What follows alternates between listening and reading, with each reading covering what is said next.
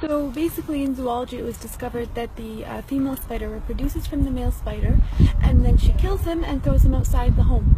And then when the kids grow,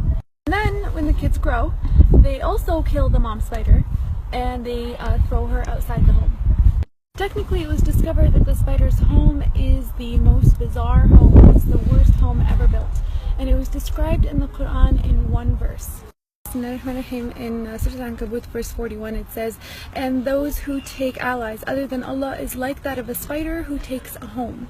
And indeed the weakest of homes is the home of the spider, if only they knew," is how the verse ended. SubhanAllah, people always knew the physical weakness and the flimsiness of the spider's home. But only in this era were they able to make the connection and comprehend the moral and the spiritual weakness of the spider's home. Hence why at the end of that verse it says, "If only they knew."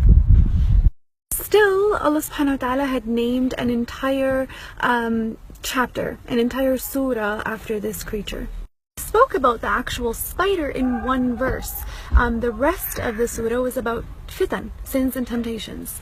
Literally, the second verse in Surah Al-Ankabut says, "And do people think they're going to say we believe, but they're not going to be tempted or tested or tried?" Technically, what's the connection between sins and temptations and the spider's home and the spider's web? Why was that connection made in the Quran? If we actually ponder into it a little bit, we'll realize that the connection and the battle and the intertwinement of fitan and temptations is figuratively, it's like the spider's home, the spider's web.